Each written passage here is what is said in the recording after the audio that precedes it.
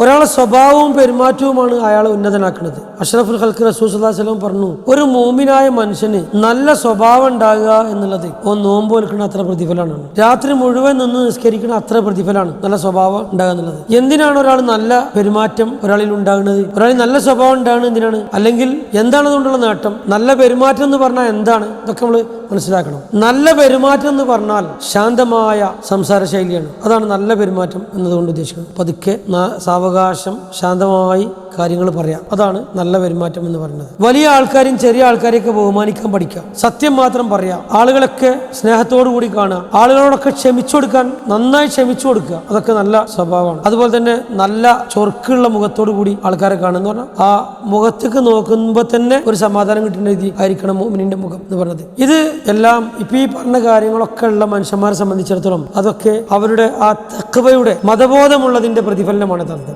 ഇസ്ലാം യഥാർത്ഥത്തിൽ നല്ല പെരുമാറ്റത്തെ ഉയർത്തിപ്പിടിക്കുന്നത് എന്തുകൊണ്ടാണ് അറിയോ? അഷ്റഫുൽ ഖൽഖ് റസൂൽ സ്വല്ലല്ലാഹു അലൈഹി വസല്ലം ഏറ്റവും നല്ല സ്വഭാവത്തിന് ഉടമയായിരുന്നു. നബി സല്ലല്ലാഹു അലൈഹി വസല്ലമയുടെ ദൗത്യത്തെ കുറിച്ച് തന്നെ പറഞ്ഞത് അവിടുത്തെ അള്ളാഹു അയച്ചത് സൽസ്വഭാവത്തിന്റെ പൂർണ്ണതയിലേക്കാണ്. നബി സല്ലല്ലാഹു അലൈഹി വസല്ലമയുടെ സ്വഭാവത്തെ കുറിച്ച് എപ്പോഴും രഹസ്യവും പരസ്യവും എന്ന് പറഞ്ഞാൽ അത്രയും അടുപ്പമുള്ള സഹധർമ്മിണിയോട് ചോദിച്ചപ്പോൾ പോലും എന്താണ് പറഞ്ഞത്? ഖുലുഖുഹു ഖുർആൻ എന്നാണ് പറഞ്ഞത്. അപ്പോ അള്ളാഹു സ്വല്ലല്ലാഹു കുറിച്ച് എന്ന് പറഞ്ഞു, നിങ്ങൾ മഹത്തായ സ്വഭാവത്തിന് ഉടമയാണെന്നുള്ളത്. അതുകൊണ്ടുള്ള നേട്ടം എന്ന് പറഞ്ഞാൽ നാളെ അന്ത്യനാളിൽ ഒരാളെ പെരുമാറ്റം, ഒരാളെ സ്വഭാവം, അതായിരിക്കും നമ്മളെ മീസാനിൽ ഏറ്റവും കനം തൂങ്ങുന്ന നമ്മുടെ നന്മ. തന്റെ ഇണയോട്, മാതാപിതാക്കളോട്, മക്കളോട്, കുടുംബത്തിനോട്, അയൽവാസികളോട്, നാട്ടുകാരോട്, സമൂഹത്തോട് ഏത് മേഖലകളിലാണെങ്കിലും നന്നായി പെരുമാറുന്ന നല്ല സ്വഭാവത്തോടുകൂടി ജീവിക്കുന്ന ആളുകളെ സംബന്ധിച്ചിടത്തോളം അന്ത്യനാളിൽ ഏറ്റവും കഷ്ടപ്പെടുന്ന, പ്രയാസപ്പെടുന്ന ആ സന്ദർഭത്തിൽ അവരുടെ മീസാനിൽ ഏറ്റവും കനം തൂങ്ങുന്ന ഒരു നന്മയായിട്ടായിരിക്കും അള്ളാഹു അവന്റെ ഈ ഹുസ്നുൽ ഖുൽഖിനെ, സൽസ്വഭാവത്തെ കൊണ്ടുവരിക എന്ന് അഷ്റഫുൽ ഖൽഖ് റസൂൽ സ്വല്ലല്ലാഹു അലൈഹി വസല്ലം പറഞ്ഞിട്ടുണ്ട്.